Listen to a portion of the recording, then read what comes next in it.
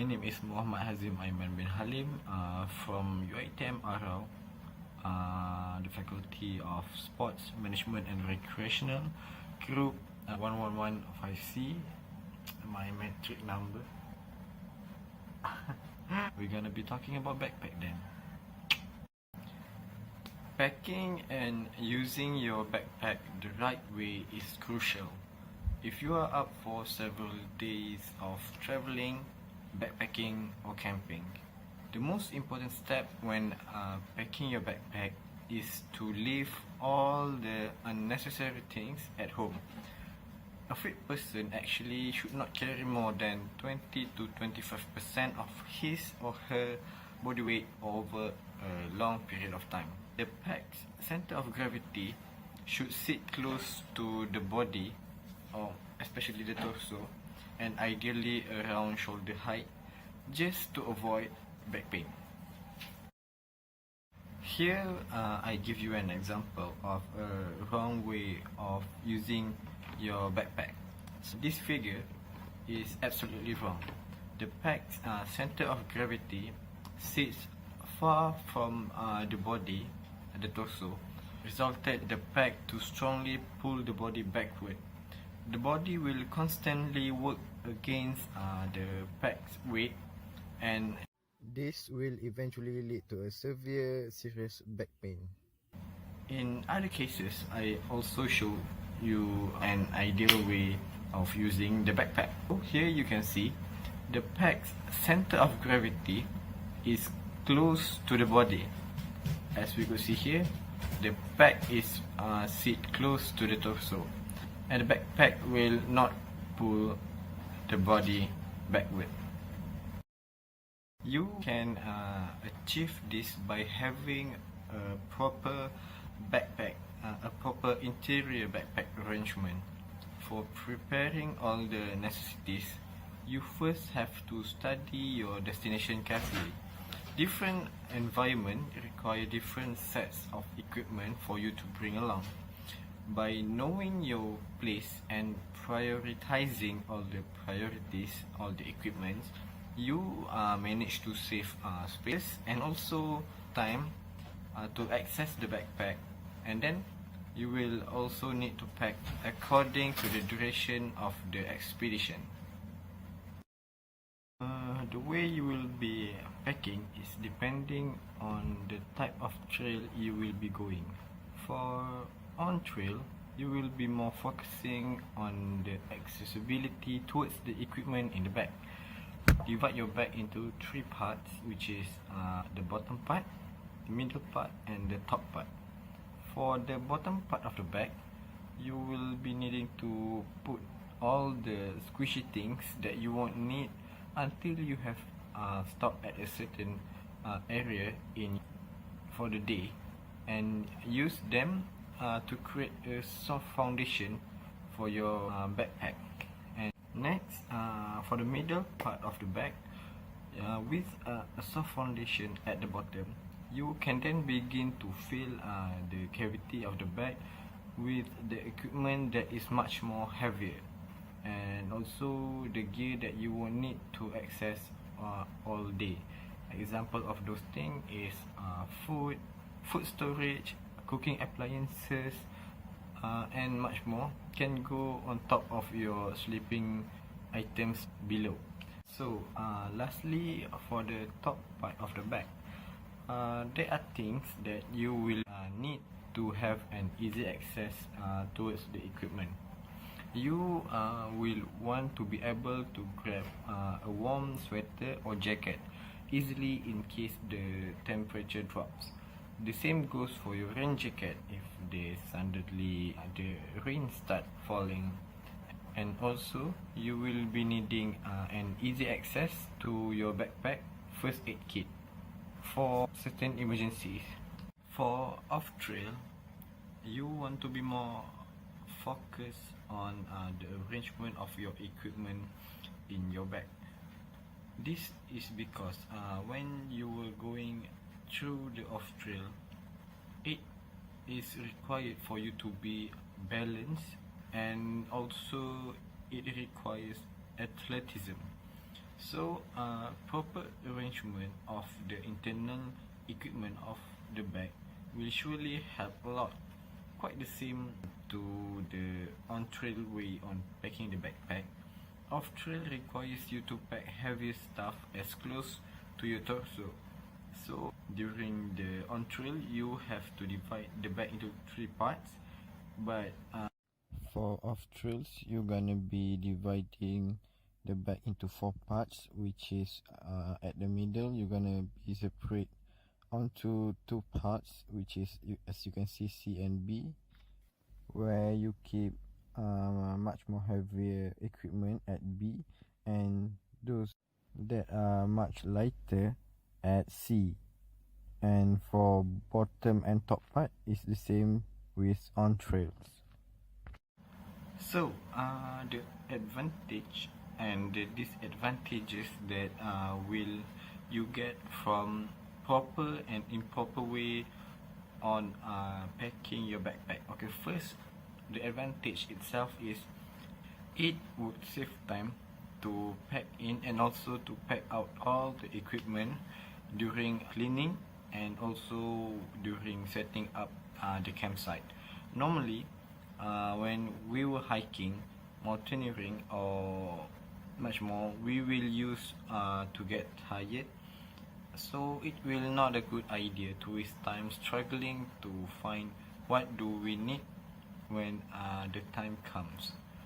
As for promoting back care, as proper loading of the backpack will also means following proper backpack arrangement.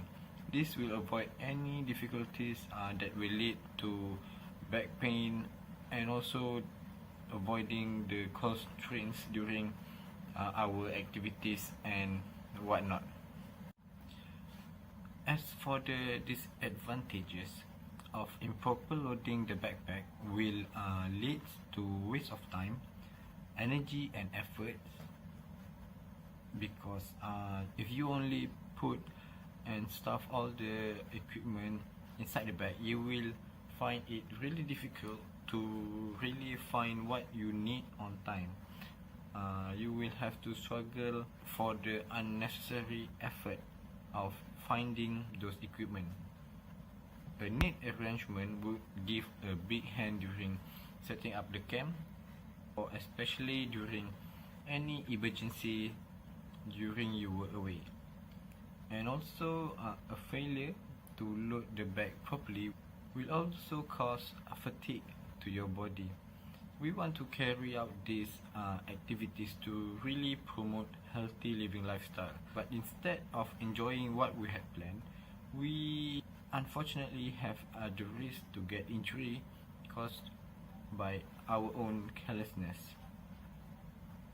So for the conclusion, many of the people really doesn't care that much on backpacking arrangement and also those things involving backpack. As for them, backpack is only a thing to carry out their equipment, so they did not really care about it much as they should be. But if they put a little more effort towards their backpack and all the arrangement and stuff, they will for sure to get more excitement and also to be enjoying their expedition. And they all can achieve this by only giving a little more effort in their adventure.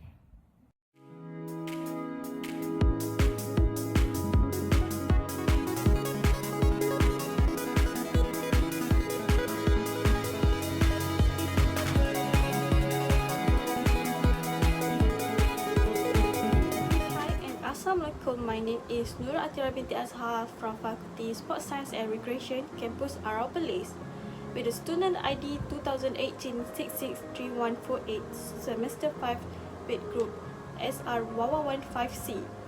I will review about outdoor recreation activities of orienteering.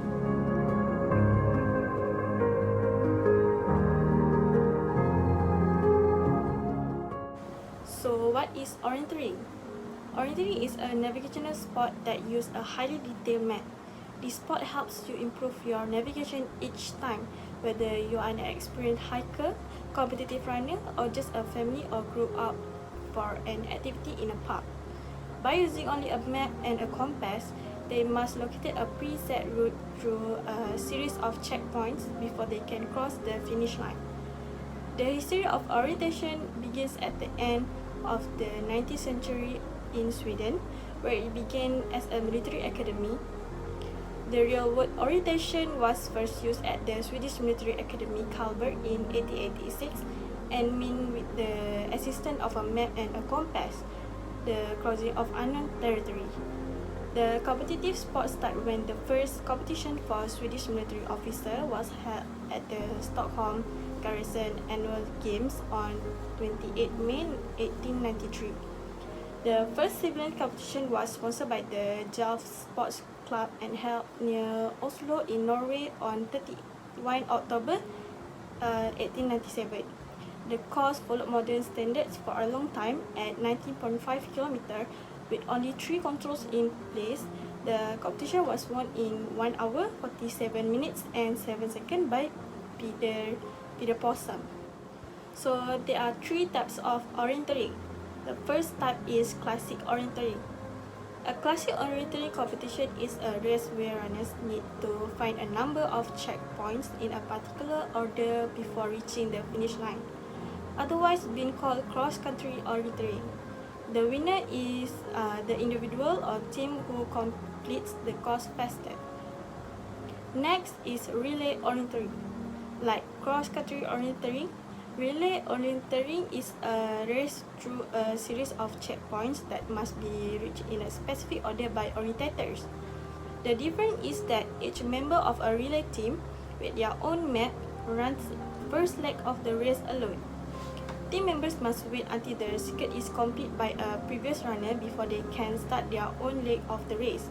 The squad with the fastest time wins overall. So the last type is score orienteering. Score orienteering makes it possible for participants to reach any checkpoint in any order they want. A point value is assigned to every checkpoint, determined by its distance from other controls or the difficulty of getting it to its location. So competition will last 24 hours for a ranking. Next is layout for orienteering. So the most orienteering courses are of the point-to-point variety, with a start point, a set of control point, and a finishing point to be visited in a specific order.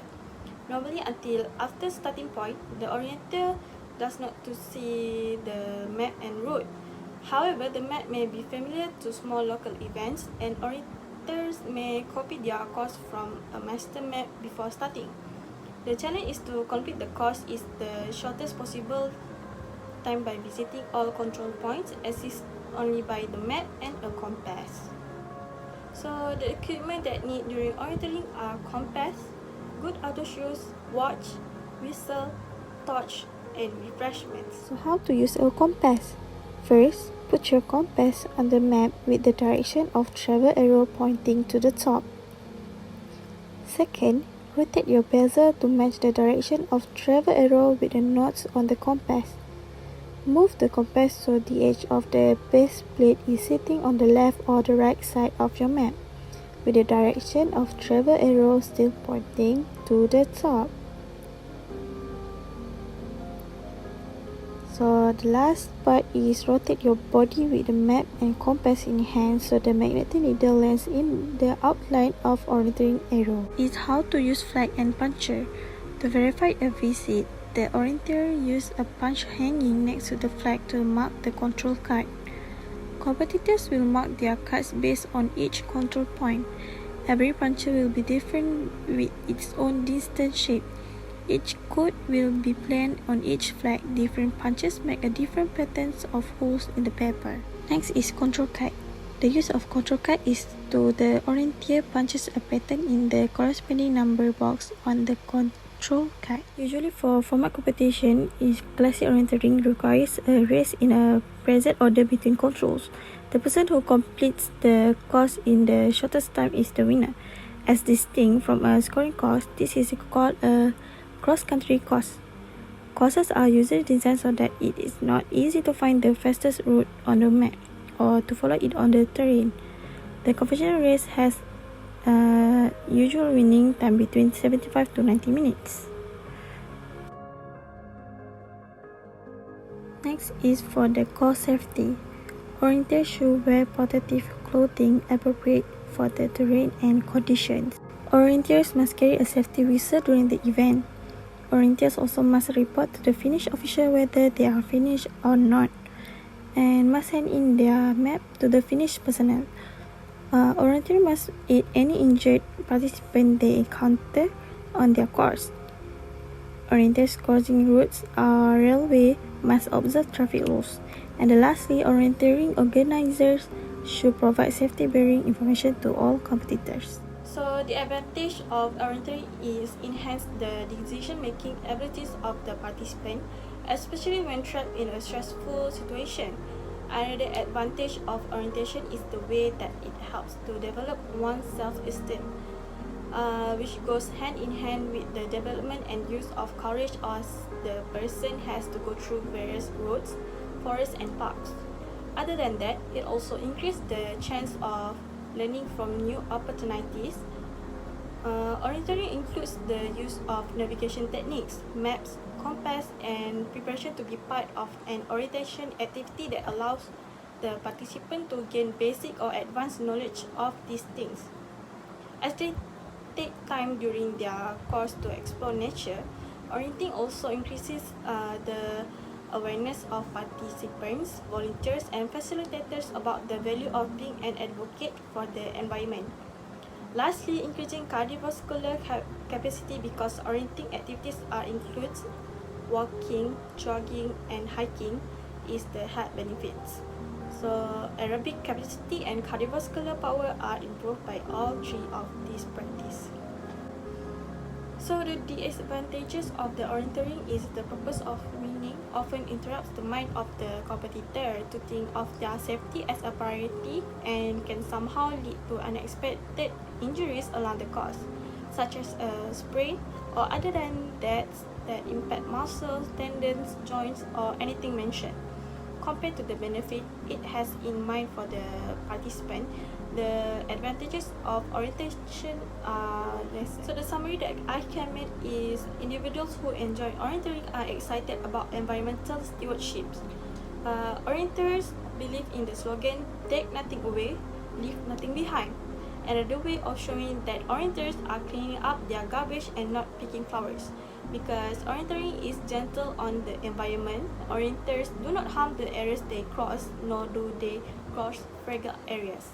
That's all from me. Thank you. Assalamualaikum. My name is MIZA HASNOL from RSR 1115C. So the topic that I will be presenting today is kayaking. Kayaking is a racing sport using a kayak for moving across the water, which is a small, narrow boat propelled by means of double-bladed paddle. It is different from canoeing by the sitting position of the paddler, and most of the kayakers have closed deck. Kayaking is more commonly a recreational activity than a competitive one. The history of kayak. So the earliest record of the use of kayak occurred thousands of years ago. Kayak were built to ensure that the icy Arctic water did not enter the boat. So they were made by stretching animal skins over the wooden frame, and it could generally carry one man at a time. So the kayak will probably originate from the Greenland, where it was used by the Eskimos. So there are three types of kayak, such as slalom, mandesta, and other sport. For the first one, we have slalom. Slalom is easy for Eskimo roll technique. Second, it has high speed and good stability. The last one is it is suitable for heavy stream activity, mandesta. So at the bottom of mandesta kayak is V-shaped in order to make it easy to cut water and also move at a fast and also straight line. Second, if you use this boat, it requires good balance. So in competition, they normally use mandesta kayak. The types of kayak, we have water sport. This type of boat is very stable for all water activities. It is also popular, especially in beginners, as its bottom is flat, so it doesn't capsize easily. So the movement of water sport is slow, so it's easy to move ahead. Now I'm going to explain the anatomy of a kayak. So I'm going to use this water bottle as my prop for kayak. So stern is at the back of the boat, hull is at the bottom of the boat, bow is at the front of the boat, and deck is at the top of the boat. So cockpit is in the middle, it is where the paddle is seated. Coaming or cockpit rim is usually cover the cockpit area. Handle attached to the bow and stern of the kayak. It is designed to carrying, launching or towing to make it easier. Seat is at the base of the operation, that is within your cockpit. Hatch is a gear storage compartment. Depends on the kayak. Some kayak have one hatch only at the front. Some kayak have two hatch, which is at the stern, which is at the bow and the stern. For deadlines, there are two types. The one that can be stretchers, which is a bungee. Second is the non-stretchable, which is static, between the bow and the hatch, and the stern and the hatch is between. Oh, and then we have tie braces. It is the supports of the undersides of the top of the cockpit. The tie presses out up against while paddling. Also, we have foot pegs. It is screwed into the sides of the kayak. The paddles can rest their feet. So for anatomy of paddle, I will also be using a prop. I'm going to use whiteboard as the paddle. So the first one, we have the shaft. So it is the long part where you're holding on to. Second, we have drip rings. So for example, this is the blade. So it's right here. It is designed to prevent water from flowing down to your paddle shaft and onto your lap. Third, we have ferrule, which is besides the shaft. It is at the paddle shaft midsection. So ferrule also can be taken apart. For blade, so this is the part of the paddle where we put in the water and push the kayak.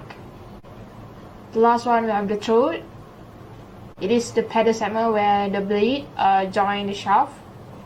There are actually 5 types that I will explain in details on this video. So each PFD has its own use in different kind of situations. So the first one, we have offshore life jacket. It is best for cruising, fishing, racing in offshore, and also best in stormy conditions. However, it is huge and awkward, so it is difficult to swim in. It will turn most unconscious wearers turn face up in water. For type 2, we have shore buoyant vest. It's best when inland day cruising, fishing. It is not suitable for extended survival in rough water. It will turn some unconscious wearer face up in water. Type 3, we have flotation aid. It is best for supervised activities such as canoeing, kayaking, fishing. It is suitable in inland water where there is a good chance of rescue, but it is not designed to turn wearers face up in water. Therefore, we have throwable device. It is designed to be thrown to an overboard victim, but it is not for unconscious persons, non-swimmers, and also children. For type 5, we have special use life jackets. It is restricted to special use for each design, for example deck suit, paddling vest, and so on. In this video, I am going to explain 3 types. The first one, we have X rescue. Second, we have high rescue. Third, we have hash rescue. So the first one is X rescue. The X rescue is considered to be one of the most simplest rescue method. It is also very straightforward. The first step is you're going to have to paddle up to the capsized kayak. Second, you're going to want to move up, so your cockpit is right next to the kayak bow.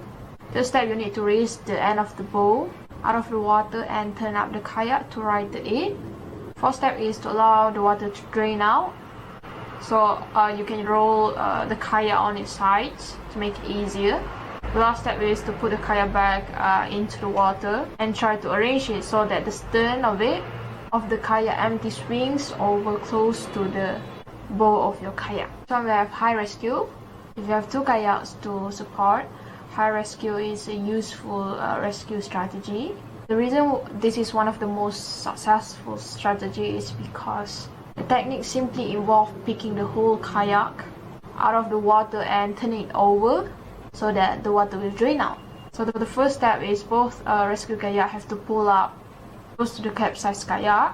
Second, the two rescue kayak must move close to each other and position their paddles between the two kayaks, forming an H-like shape. Third, the capsized kayak is then raised and held on paddles between the two kayaks. And fourth, you will be able to get much of the water out of it by rocking the kayak from side to side. Last step is that you will be able to bring back the kayak back in the water and help the other persons get back into their kayak. For H rescue, the first step, there will be a need of a two rescue kayak. Move closer to the capsized kayak. Second, then the kayak is lifted up by the two rescue kayaks. Third step is to be able to get the water out of the kayak from rocking the kayak from side to side. And the last step is to put the kayak back in the water and assist the kayaker to get back on it. For paddling techniques in kayak, now I'm going to explain the forward stroke. First, you have to wing your torso on one side of the boat next to your feet to immerse your blade completely. Second step, as the blade moves behind you, rotate your torso and then follow in with water. So blade with your eyes and your torso will follow. Then concentrate on moving your upper hand against the shaft as you pass. Third step, you have to slice the blade out of the water as your hand reaches just below your hip.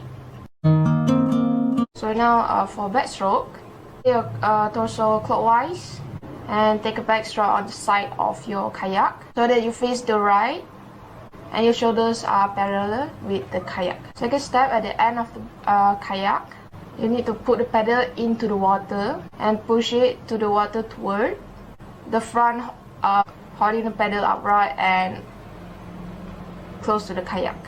For third step, snap the blade out of the water. When you finish the stroke, and move your torso to the left side of the kayak to repeat the movements.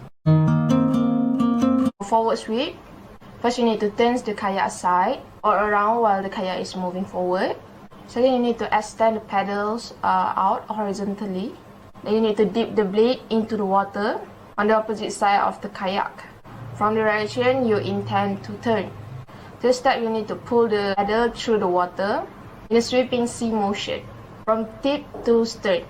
Last step, you need to snap the blade out of the water and repeat it until it has rotated the desired direction on the same side of the kayak. For backward sweep, first you need to turn the kayak aside or around while moving backward. Second, you need to stretch the paddle horizontally over the kayak side. You need to dip the blade on the same side of the kayak in the water as the way you intend to turn, and shifting the blade of the stern to the tip of the kayak. The last step, you need to snap the blade out of the water and repeat until you have turned it in desired positions. Or alternate combination 360 stroke. This is used to spin your kayak around in a tight circle while it is stationary in the water. In order to achieve this, you alternate between the forward sweep on one side of your kayak and the reverse sweeps on the other side of the kayak. Then you need to begin with forward sweep, and once it is completed, rotate your body all the way around to the reverse sweep stroke, the opposite side of the kayak. Then you need to continue to alternate between the forward and the backward sweep until the kayak spun into the desired position.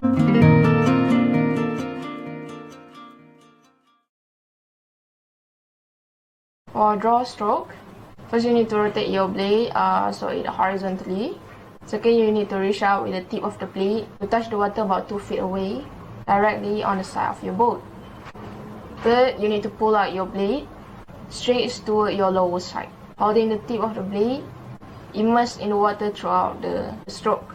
Then you need to stop until the blade reaches the boat's edge. So for signaling kayak, so the last thing you want when kayaking is to send other paddlers make signals about your intentions. So for first signals, we have stop. You can use the signal stop to either indicate that you need to stop or to warn other kayakers to do so. So in order to do, first you have to turn the paddler horizontally, then raise it over your head. Second signal is rafting. You're suggesting that the group meet where you are for a discussion or others. So you need to turn the paddle vertical and raise it so the others can see your signals. For direction left and right, this is when you want to go to the direction that you need it. So if you want to go for left, so just raise your paddle to the left. If you want to go to the right, just raise your paddle to the right. Is call off and emergency signals. So you can use these signals if you're in trouble and need to let someone know that you need assistance. First, you need to hold your paddle vertically and then raise it above your head and wave the paddle back and forth. So there are 4 types of kayak formation. The first one we have single line, second we have double line, third we have diamonds, and the last one we have abreast.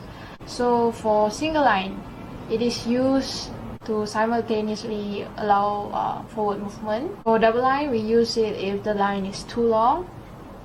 That's why I made it into 2, so it's easy to manage. For diamond formation, we use when the other paddlers are in situations beyond what they can usually manage. So this formation is more to rescue. The last one we have abreast formation where there are 2 or more individuals. Safety tips before involving in kayaking. For the first tip, which is be familiar with your gear. For a safe day on the lake, being the basic of each important piece of kayaking is important. Check the forecast. So the weather forecast can change very suddenly. So check it to avoid getting yourself into a dangerous situation before any launch. Last safety tips is wear appropriate gear for the water that you are in. Know the temperature of the water you are in. Always dress accordingly. For summary of this chapter, which is kayak. Kayaking is a great recreation activity to take part in. It allows us to experience the spectacle of nature, to work as a team with friends, and also to focus on getting out of potentially dangerous situations. Involving in kayaking also can improve your aerobic fitness, strength, and also flexibility. Hello, Assalamualaikum warahmatullahi wabarakatuh. So my name is AIDIL MUZAMMIL bin JAAFAR. I'm from Faculty of Sports Science and Recreation, UiTM Arau Perlis. So my ID student 2018-22-1082. So I'm in semester 5 from RSR 1115C. So today I will talk about abseiling. So not waste our time, let's go. So what is abseiling? Abseiling is a recreational activity that involves descending down using a rope in controlled condition from a mountain, cliff, or a man-made structure, and also known as rappelling in United States. Its origin back to 1879 in the Alps to reach higher peaks, and since then it became a popular recreational activity both indoors and outdoors. Next, abseiling history. The origin of the abseil is credited to James Charles Stratton, a Camonese guide who lived from 1814 until 1925. Charlie initially devised the technique of the abseil method of roping down during a failed solo attempt of Petit Drew in 1876. After many attempts, some of them solo, he managed to conquer the Petit Drew in 1879 in the company of 2 other guides, Prosper Payet and Frederick Folliger. During the lesson, Charlie perfected the abseil. Next, I will tell you about the abseiling equipment needed. So the first one is helmet. Helmets are worn to protect the head from bumps and falling rock. The second one is glove. Glove protects hand from the rope and hits the wall. Boots or other sturdy footwear. The third one is knee pad.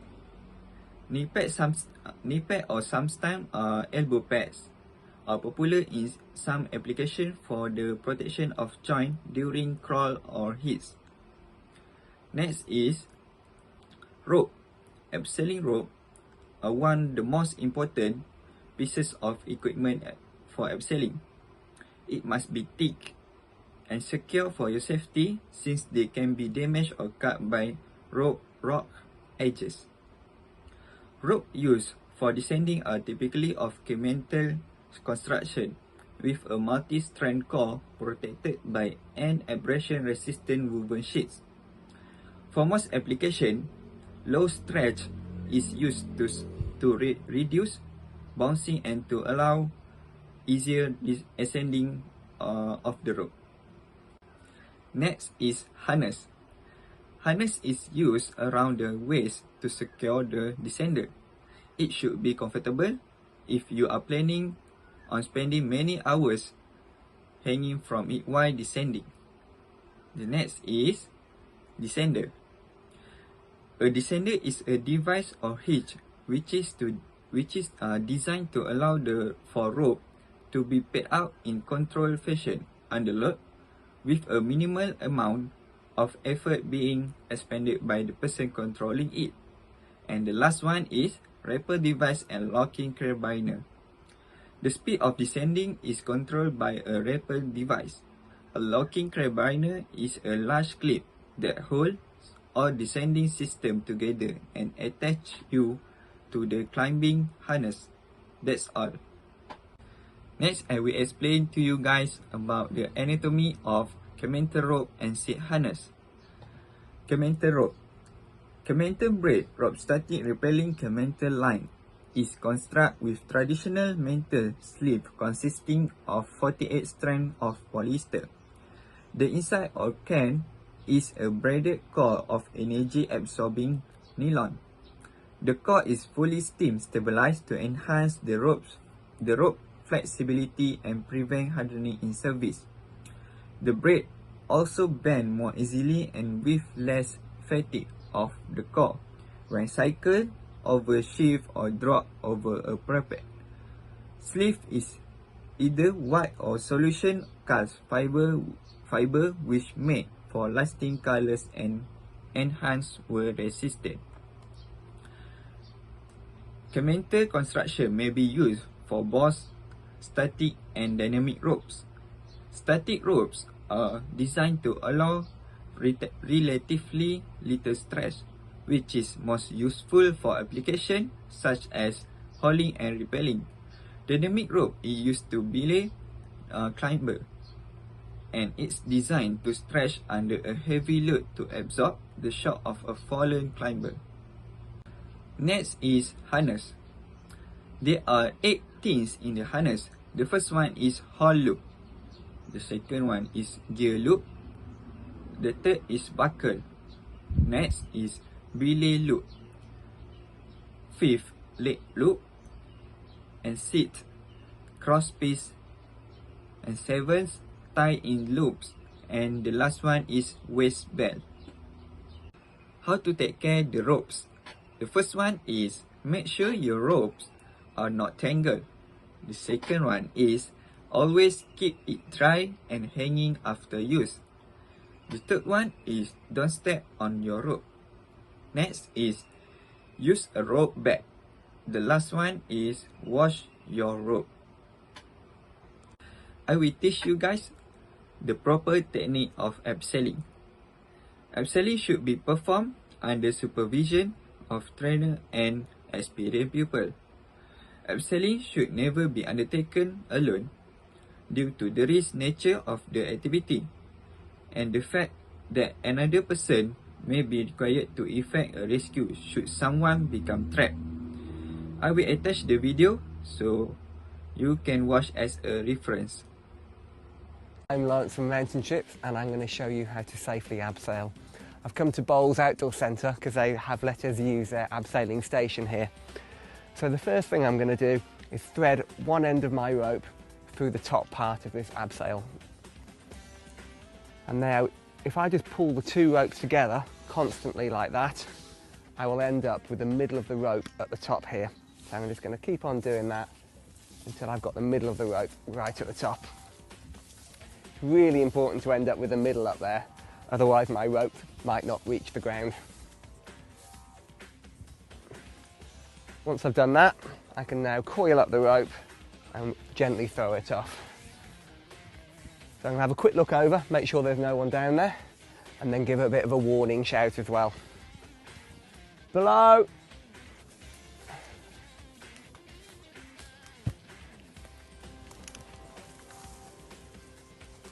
I can see the rope has reached the ground, so now all I have to do is attach my abseil plate or belay plate onto the rope.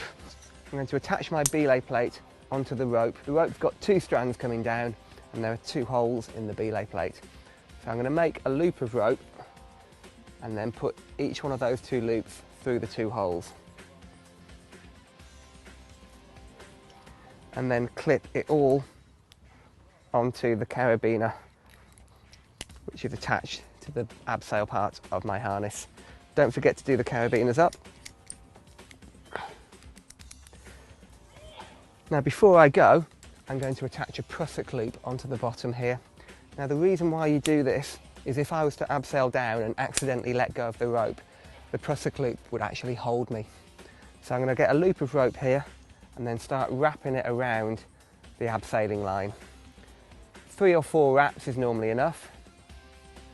And I'll end up with 2 loops, which I can then get a carabiner and clip those 2 loops together. That carabiner can now clip either onto your leg loop, or my harness has actually got a special loop here which I can clip it into. And again, do the carabiner up and you're ready to go. To abseil down then, I'm just going to turn myself around and then put some weight actually into the harness. The prusik loop is actually gripping the rope, so if I slide that down, I can actually start going down. But this acts as a backup. If I ever let go with both my hands, this will act as a backup. But I'm never going to do that completely. I should never rely on it. It is only a backup. To go down, lean back in the harness, push the prusik loop down the rope, and then just slide down the rope. Keep your feet up in front of you, and that will stop you scraping on the rock as you go down.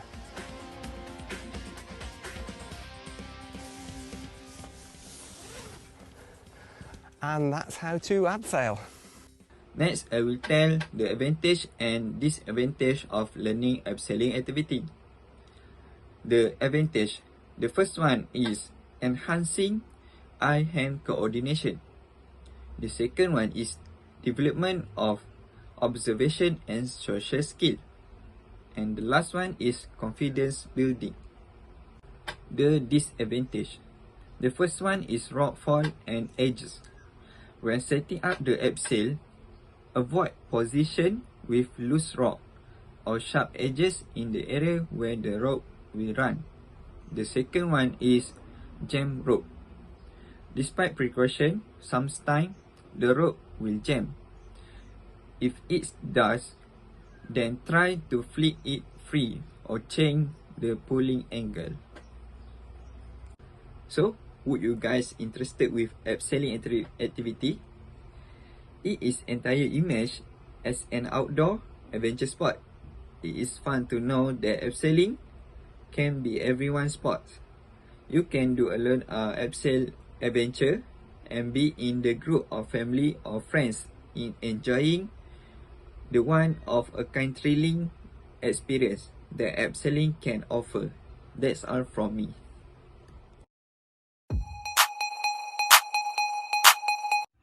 Hi, okay, Assalamualaikum. My name is ASRAF. I'm from RSR 1115C and I'm from Faculty of Sports Science and Recreation. So for the next topic, I will discuss about the survival. So let's go.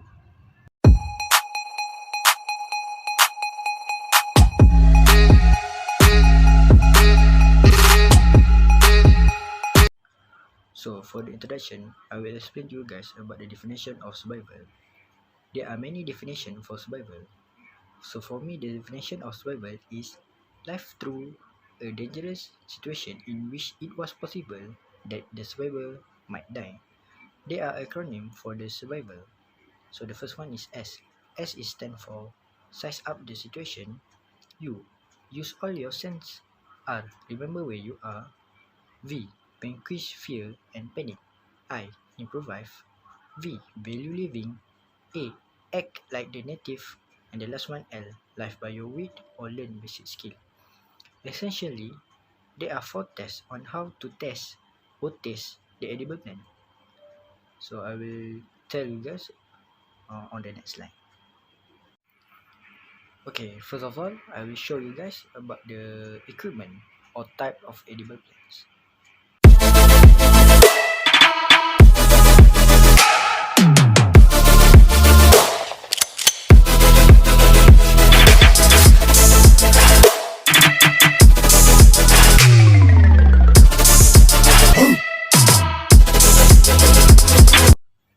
Okay guys, now I will explain to you guys about the proper technique to conduct the edible plant test. So essentially there are 4 tests. So this is the example of water spinach. Wow, so delicious. So now I will take a piece of water spinach and will demonstrate to you guys about the step or the process. So the first step is you need to place a piece of plant of this of water spinach on your inner elbow or wrist for a few minutes. So this is the location for your inner elbow and this is the location for your wrist. So just put just put in these 2 location only. So you need to put a piece of water spinach in on your inner elbow, just like this. Then you need to determine whether this piece of water spinach can cause some further injury through your skin. So the next step or the next process is touch the a piece of water spinach to your lips to test for burning or itching. So this is the location for your lips. Test. Wait for a few minutes to determine whether this piece of water spinach can cause some further injury through your lips. Now for the next step is if the lip test passes, touch to the inside of your mouth and allow 50 minutes for adverse reaction. So now you can put this piece of water spinach into your mouth and then wait for 50-minute reaction. And the last step is after eating a small taste with no ill reaction for 8 hours, you need to wait for 8 hours when you eat this piece of water spinach. You can then eat one handful and again wait 8 hours before concluding the food is good to go. So you need to eat by one handful and wait for the 8 hour again to determine whether this piece of water spinach can ready and good to go.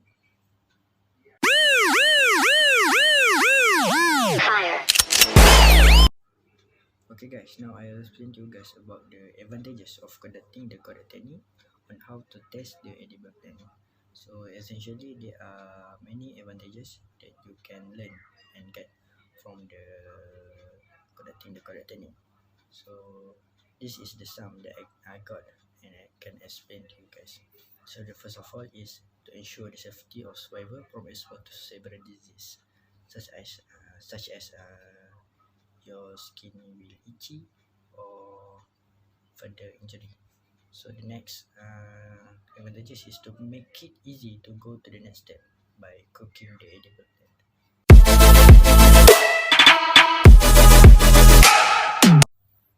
Okay, on this slide I will explain to you guys about the implication of consuming white plant without practicing the edible test. So the first implication is food poisoning, and the second one is will cause to the further injury and exposed to illness such as itchy and rash toward your skin. Okay guys, on the last slide I will explain to you guys about the summary, which is the quick idea on how to test the edible plant and its main advantage. So the first of all, you need to determine the best location on how to test the edible plant. So the first idea is your elbow and wrist. The second one is your lips. The third one is your inside of your lips. And the last one, if no reaction, the edible plants are good to eat. So now we go to the main advantage.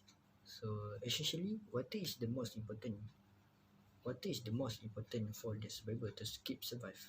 This is because the survivor can live without food for a month. Food responds as the backup for the survivor to gain the energy. Going without food will leave the survivor weak and contribute to make poor decisions which could endanger the survivor life.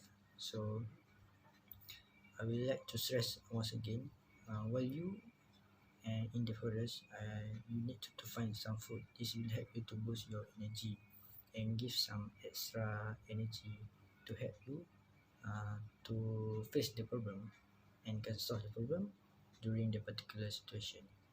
So thank you. Okay guys, I hope you guys can learn something new from this topic, which is survival. Essentially, there are so many things that you can learn from the survival because the survival are wide. You can learn about the stop principle, the 3 rules of survival, and you can learn about how to build a campfire without using a lighter. You just go to the Google platform and type this thing and you will find the answer. So the main focus for this topic that I will explain to you guys is on how to test the edible plant. This is because the food is the second important for you guys while in the jungle, to survive in the jungle. So I hope you guys can apply this useful tip and while finding the food. So that's all from me. Good luck guys. Thank you. Did you know that your daily caloric needs can be more than triple in a survival situation? Now, you're probably not fighting for your life on a simple hike, but it's good to know how to identify edible plants should you ever need to eat them. Step 1. Separate the plants into its different parts. Leaves, stems, roots, flowers, etc. Smell the plant for any strong odors. If the plant smells particularly foul or acidic, discontinue the process. Pick a component of the plant and... Step 2. Patch test a portion on a sensitive body part. No, not what you're thinking. The inside of the wrists and elbows are good places for patch testing. Secure the sample to one of those areas and wait 15 minutes. If you don't notice an allergic reaction, continue on to step 3. Break your leaves or stems, whichever component you chose in step 1, down into a smaller sample for further testing. Hold the sample on the outer surface of your bottom lip and wait 3 to 5 minutes to test for burning or itching. No reaction? Great! Continue on to step 4. Step 4. Put it in your mouth. But don't be hasty. Without chewing the plant, keep it in your mouth for 15 minutes. If no negative reactions are observed in that time, chew the plant thoroughly and, you guessed it, keep it in your mouth for yet another 15 minutes. Step 5. Eat the sample. And wait. Again. 8 hours this time. If you become sick or have any adverse reactions, induce vomiting and get hydrated. If not, prepare about a half cup of the plant and eat it. Then wait another entirely too long 8 hours. Didn't get sick? Perfect! That means the plant is safe to eat exactly as previously prepared, and you can count on it to not kill you. The universal edibility test is lengthy, but it's a solid way to determine whether or not a plant is safe to eat. So solid that this method is even included in the U.S. Army Survival Manual. It's important to note that the edibility test is not suitable for fungi, which you should avoid. Remember that you should call poison control or emergency services if you do accidentally ingest a toxic plant. Have you ever had to rely on plants for nutrition in the wild? Tell us your craziest trekking story in the comments and be sure to check out our new series Red Hot Building, airing Wednesdays at 3 p.m. Central Time on Rated Red's YouTube channel. I'm Paxton Elrod.